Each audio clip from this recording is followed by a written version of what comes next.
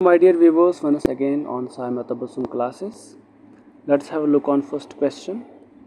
And first question is going to be, what is Devin AI? What is Devin AI? Devin AI क्या है?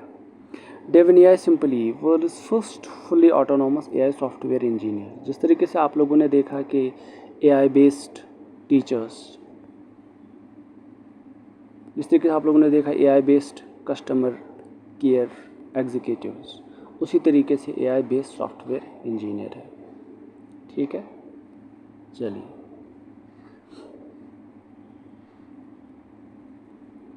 Haemoglobin A1C test is used to test which of the following disease. किस disease को diagnose करने के लिए haemoglobin A1C test use किया जाता है?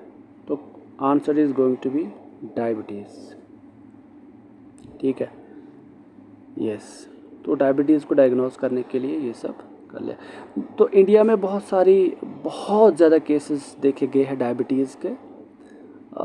10 करोड़ से ज़्यादा केसेस देखे गए इंडिया में। और इतना ही नहीं, मोर देन 13 करोड़ से ज़्यादा केसेस जो ऐसे पेशेंट्स हैं जो प्री डायबिटिक है, जिनका डायबिटिक अगर उन्होंने परहेज़ वगैरह नहीं किया तो उनको भी डायबिटीज़ होने का खतरा है। Type 1 and type 2 diabetes. जिस तरीके से टाइप 1 एंड टाइप 2 डायबिटीज़ है, टाइप 1 बड़ी ख़तरनाक डायबिटीज़ है। इसमें जो हमारे पैनक्रियाज की क्षमता होती है इंसुलिन बनाने की, वो ख़त्म हो जाती है, नेग्लिजिबल बन जाती है। ठीक है, और इसीलिए हमें फिर इस पेशेंट को आर्टिफिशियली इंसुलिन देना पड़ेगा, insulin injection in the form of injection. ठीक है, तो पैनक्रियाज में जो बीटा सेल्स है, जो इंसुलिन बनाती है, जो रिस्पॉन्सिबल इंसुलिन बनाने के लिए, उनकी क्षमता ज़ीरो हो जाती है या नेग्लिजिबल हो जाती है। ठीक है, और क्योंकि यही इंसुलिन हमारे लिए रिस्पॉन्सिबल है, हमारे जो बॉडी शुगर्स होते हैं, हमारे जो शुगर्स होते हैं ब्लड में, इनको मसल में ले जाता है। ठीक है, एक कैरियर एक्ट करता है। अब टाइप 2 डायबिटीज़ जो है, यहाँ पर टाइप 2 डायबिटीज़ है, वो उतनी ख़तरनाक नहीं है। उसमें कैपेबिलिटी रहती है, थोड़ी बहुत कैपेबिलिटी रहती है, थोड़ी बहुत कैपेबिलिटी रहती है टाइप 2 में। इसमें पैनक्रियाज सेल्स में कैपेबिलिटी कम हो जाती है,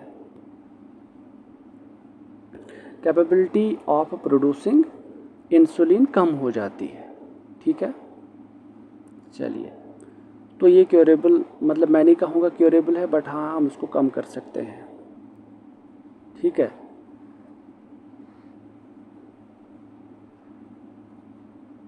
क्रूट्रिम AI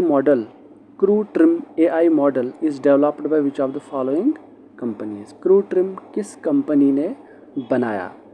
इसका आंसर है ओला। ओला वो ट्रांसपोर्ट कंपनी है जो ओला के कैब्स होती हैं, आप लोगों ने देखा होगा दिल्ली में। ओला के कुछ स्कूटर्स भी होते हैं एक्स्ट्रा। तो उसी कंपनी ने एक AI मॉडल बनाया जिसका नाम है क्रूट्रिम AI मॉडल। चलिए,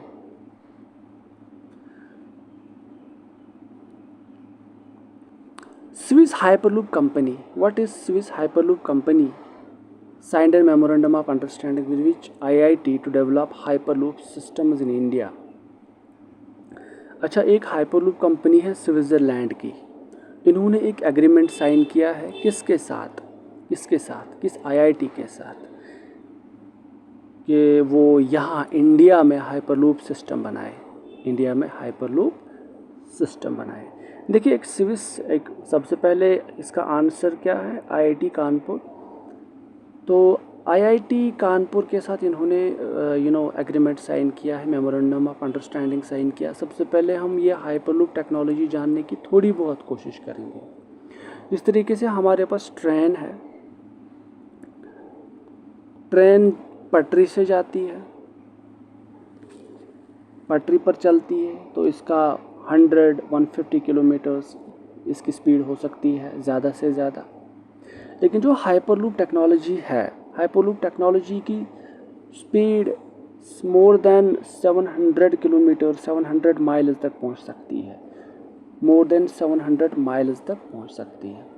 इसमें क्या है, इसमें कोई पटरी का कोई सिस्टम नहीं है, पटरी का कोई फंडा नहीं है।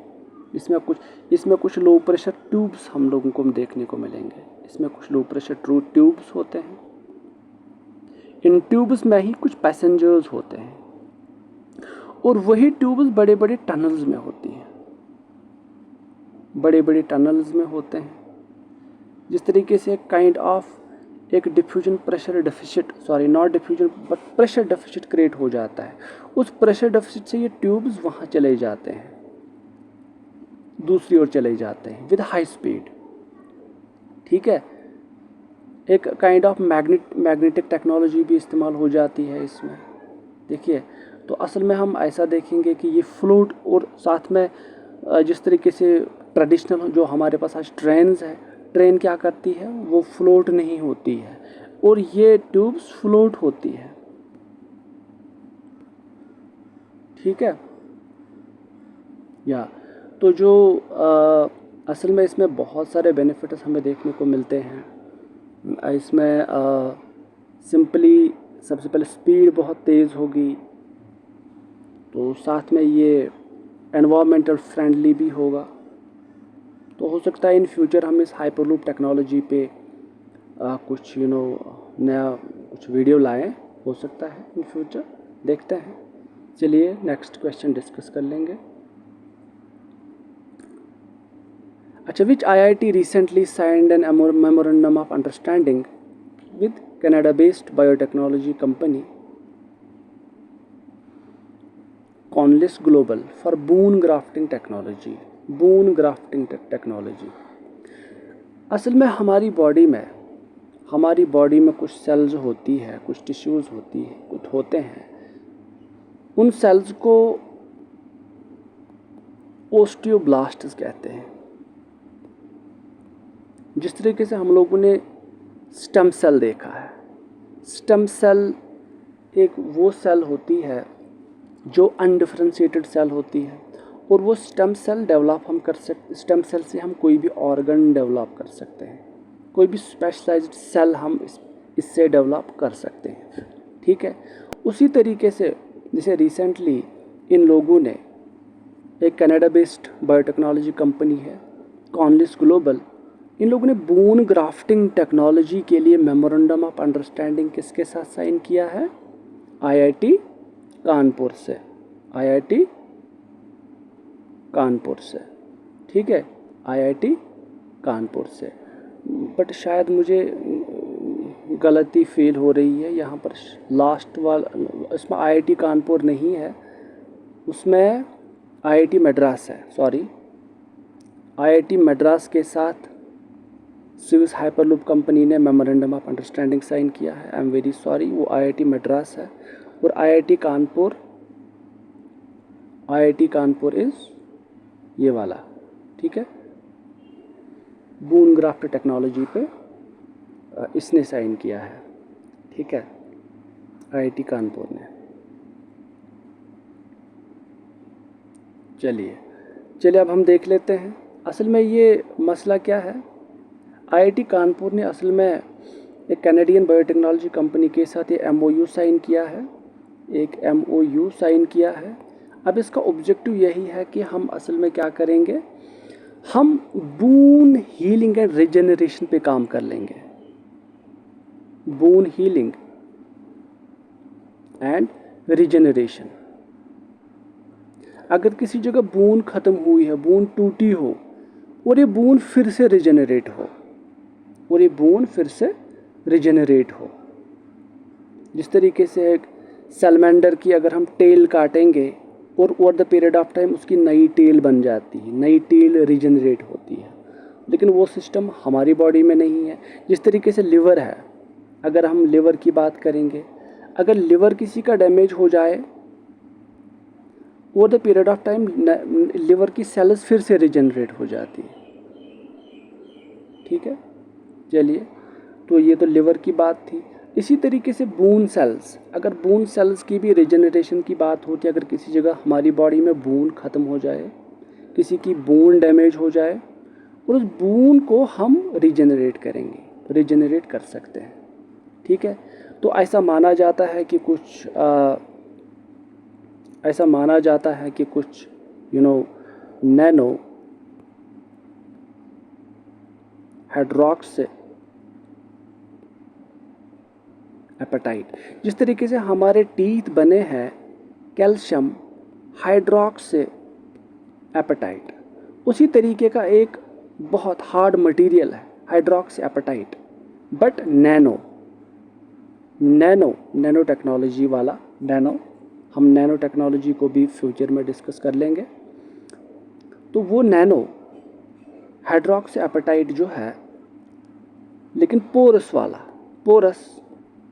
नैनो हाइड्रोक्सी एपेटाइट असल में इंडिजीनियसली डेवलप किया हुआ है, ऑलरेडी इंडिजीनियसली डेवलप किया हुआ है।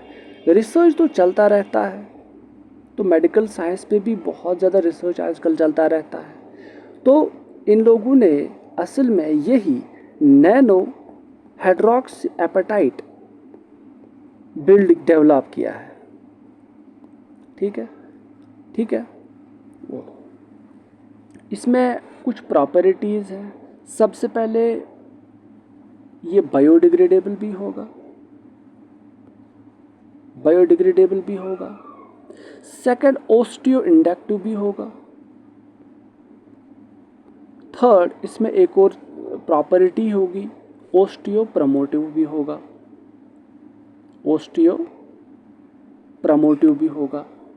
ठीक है, अब इसमें है क्या, ये मटेरियल सबसे बड़ी बात और एक इम्पॉर्टेंट बात है कि ये स्ट्रांग भी होगा। इसमें उतनी ही स्ट्रेंथ होगी जो नेचुरल बोन में होगी, वही स्ट्रेंथ इसमें भी होगी। ठीक है, ओके। तो इस तरीके से हम बहुत सारी चीज़ें हम यहाँ पर, लेकिन एक और मसला है यहाँ पर। अब हर कोई प्रॉपर्टी इसमें है, बट मसला है कि अगर ये डेवलप हो जाएगी हमारी बॉडी में,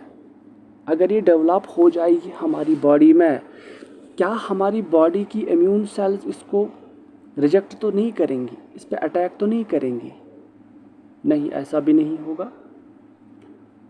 ये पूरी तरीके से जो ऑस्टियोब्लास्ट्स हैं वो इसके साथ अच्छे तरीके से, जो हमारी नेचुरल ऑस्टियोब्लास्ट्स है, उसी तरीके की वो सेल्स इस मटेरियल को बनाएंगे और फाइनली हमारी बोन बनेगी, बोन वाली सेल्स बन के बोन रिजनरेट होगी। चलिए that was all for today. And और एक अनाउंसमेंट मैं करना चाहता हूँ यहाँ पर। साइमा तबस्सुम क्लासेस की एप्लीकेशन पे we are going to start a new course for JKPSC prelims examination, जिसमें इकोनॉमिक्स होगी, एनवायरनमेंट होगा, साइंस एंड टेक्नोलॉजी होगा, और भी जितने भी कंपोनेंट्स UPSC JKPSC प्रीलिम्स के लिए चाहिए होते हैं, वो सारे उनके वीडियोस आने वाले हैं। So please Saima Tabassum classes की ऐप आप डाउनलोड कीजिए, डिस्क्रिप्शन पे इसका लिंक होगा, एंड उस कोर्स को एंजॉय कीजिए। Thank you very much.